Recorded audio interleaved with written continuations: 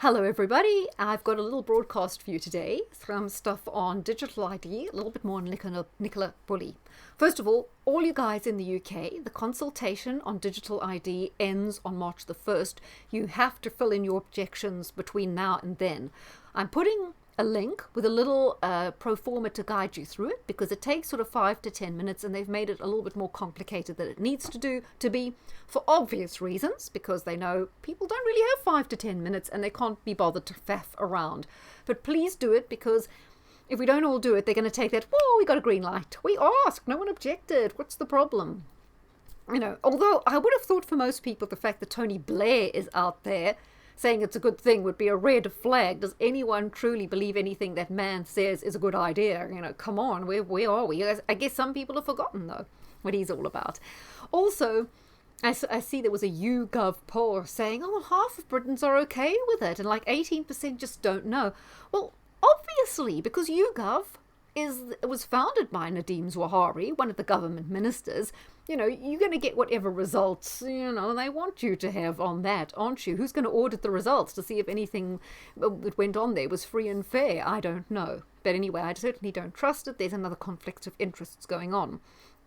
But I can see a lot of people aren't going to see a problem here. They're going to think, well, the government already have all my details for my driver's license, my passport, my tax return.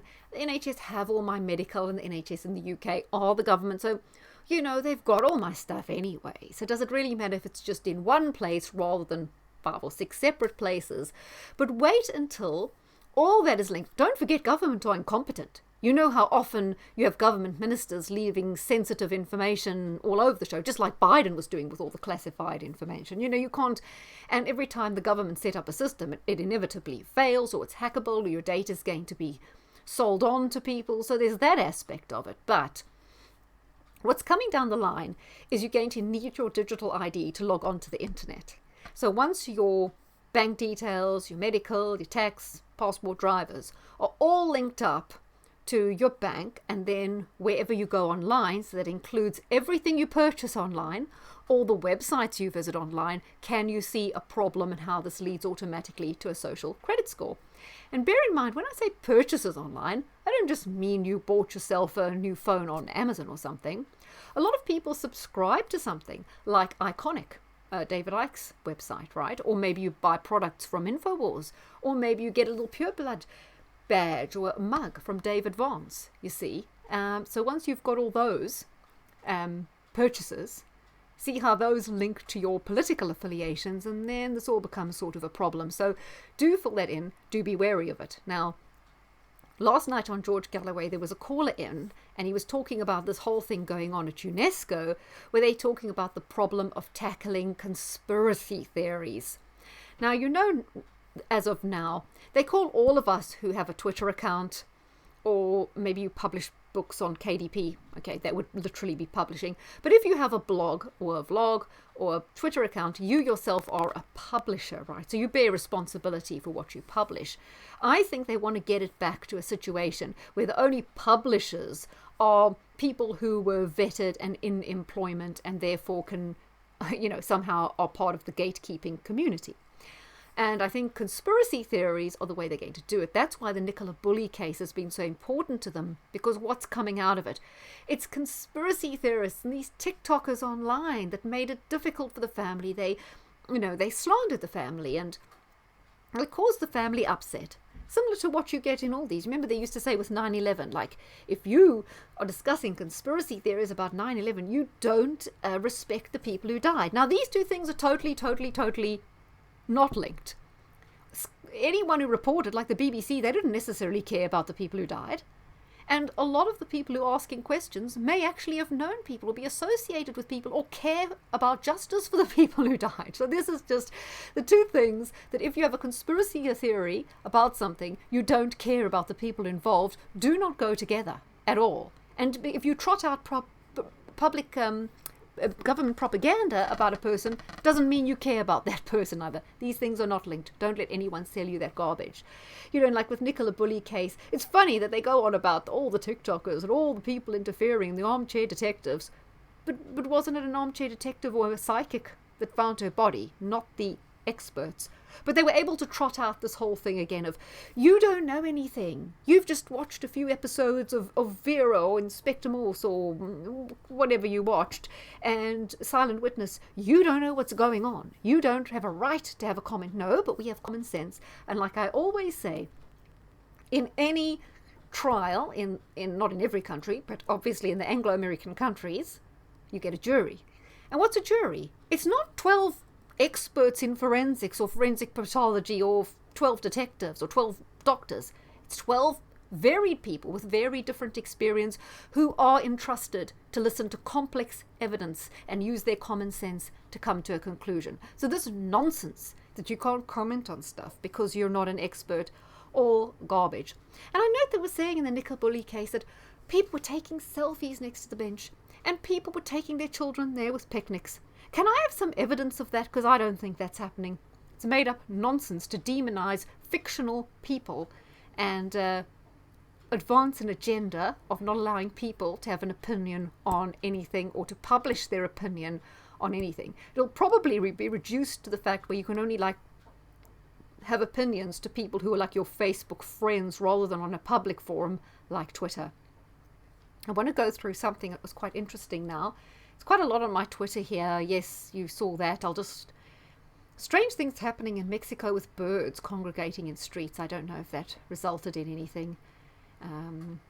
They was talking about the Ukraine fighting for Western values, which are what? What are Western values at the moment? They've thrown them all away. They don't have any Western values or whatever the military-industrial complex says. Apparently this was Soros appearing to suffer a stroke live at the Munich Security Conference while reading from a World Economic Forum script. At his age, is he still actually travelling around to these conferences? I don't know. Maybe that's... it's Patrick Henningsen, so I assume that is correct. Okay. Just some more... Stock market is going to fall apart in a week or two, says Ed Dowd. I'm not quite sure, but I've been saying it's probably going to happen before April, according to my prediction. I just don't think it has the legs in it, but it could. I hope I'm not going to sneeze now, guys. That would be rather... Ooh. Yes. Excuse me. That really is terrible. Okay. James Melville, I don't agree with everything he says, but he's quite good on vaccine passports and digital ID. Dutch government. I'm just trying to get to this particularly interesting thing that I wanted to show you. Reference the whole the time frame when Nicola Bulley disappeared. I'll just first show you this. Look at this picture. Now, other people pointed out that with the children you can see the reflection in the window. You can see the reflection of the person looks like a man who's taking the photo. You can see this child reflected in the mirror, in the window. You can see the Christmas tree, but you can't see Nicola. And I must say, a lot of people will show you a picture and say, that's Photoshop, that's definitely Photoshopped. And sometimes it's 50-50. Can't really tell. But from my experience of doing a little bit of amateur Photoshopping, this is Photoshopped. Look how you always look at the hair, because one's hair, especially if it's mine, unless it's like massively brill creamed or something, it's never usually that smooth. But look at the smoothness of the hair. And look at these shapes and the outline of that. That looks incredibly unnaturally smooth. Look, everything here is just so smooth. And when you do automatic Photoshop, it cuts it perfectly like that. You get these very smooth, everything's smooth, apart from that little bit of a light shining through the hair. That to me does look Photoshop. Now, I don't know why they would do that, but you have a look yourself if you want to come on my Twitter. Now, here's this. Okay, now, we know that the phone was on the bench at 9:20.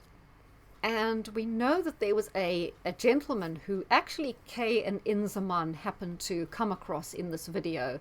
They chat to him there. And he's the guy that comes along. And he said he came along just after 9:30. And the dog was loose and running around. And he then saw the phone. And he said he knows it was 9:30 because his wife was receiving a call.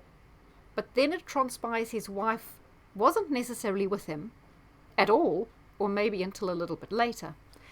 Then he goes on, as we'll see here, to describe that the lady from the caravan park, had already been at the spot, found the dog running on the loose, used a ball of twine to tie the dog with his collar to the leg of the bench, and then phoned that man's wife, or made, he says, numerous phone calls. So let's see. Nicola's last known movement is that it seems she put the phone on the bench at 9:20. The police were always categorical about that. That's never changed. But between 9:20 and 9:30 when he rocks up, there's been a woman there who's discovered the dog, maybe not the phone, got a ball of twine. Now, in another broadcast, it says she went home for the ball of twine.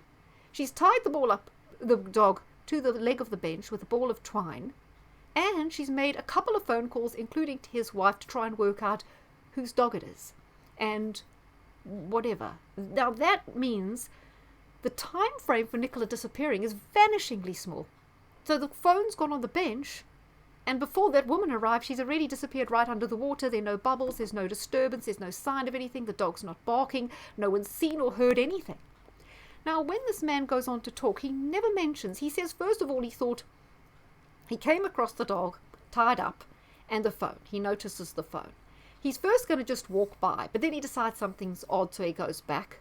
He says his initial reaction was someone had just gone to the toilet. Doesn't mention really why he sees it weird, thinks it's weird. Later it's mentioned that he picked up her phone and he saw the screensaver, and it was that point he realized he recognized her. Now, I'm not quite sure if her screensaver was of herself and of Paul, because this all gets quite confused, because he insists that he didn't know either of them by their name. He only knew what they looked like. And so, but the question is, if the phone was still on the conference call, it was logged in, you wouldn't see the wallpaper. You'd have to have logged out of the conference call, turned the phone off, so it locked. When you turned it back on again, you see the wallpaper. So he would have had to go through that process to see the wallpaper. But why log out when you could quickly look at the contacts list to find out who you could ring? Also, there's this issue that the dog had on a collar with its name and a number to ring. Why didn't they ring the number on the dog's collar? Both of these people insist they couldn't really place the dog, and they didn't know the names of the people. I'd heard elsewhere that it was the lady's daughter who made the connection between the dog and Nicola, and that was when they rang the school, but they never ring the police. They first phone around various people, including someone said a vet, which I mentioned before, I never heard that before. And it's just odd. And at no stage did they look for the person, which is odd. So we've got this guy, and then he says he met up with the Penny. Some stage Penny, that's the lady who tied the dog, was there with him, and he had his wife on the phone. So there were lots of phone calls going on between the three of them, trying to find out who the dog belonged to, what to do. But they didn't call out or look for the person. That didn't occur to them. None of this made an enormous amount of sense. I gave a full statement to the police with the Yeah, you can hear what he's just saying. He made a full statement to the police. Telephone call had the time on it, so.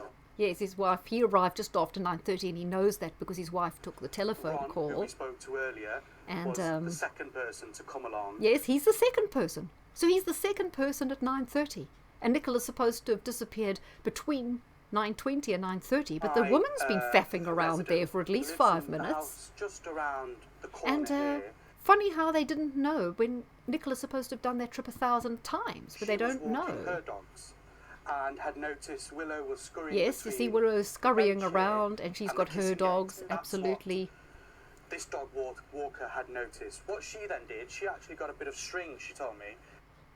Yes, who carries a ball of string? Well, I heard from someone else she went home to get it. That's more time elapsing. Willow up to the leg of It's the really bench. strange. Yeah, just to stop her running around. She saw that the lead was on the harness. It was Question on the mark, floor. where's the She noticed lead? her phone was on the bench. No, everyone talks about the harness. She then contacted. Never the lead. Someone said today, Peter Faulding said the lead was in the river. But I mean, they've never mentioned the lead. Otherwise, surely she'd use the lead to tie the dog up, not twine. Some of her friends to try and understand what to do next.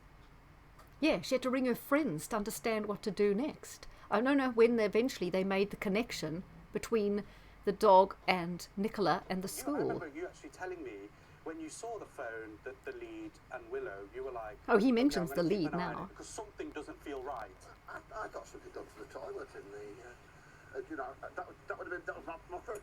I got about this red brick building here, and this is not right. And So I'm just finding the timing of all this very, very, very odd. So we now know that the window of Nicola's disappearance is extremely, extremely small, which just adds in to the whole baffling aspect of what could have happened in such a short time that she simply, like they kept saying, vanished into thin air. It's no wonder that people are very curious about what's going on here. So if you want to watch any more of that, it's on, but I think we covered the important bit.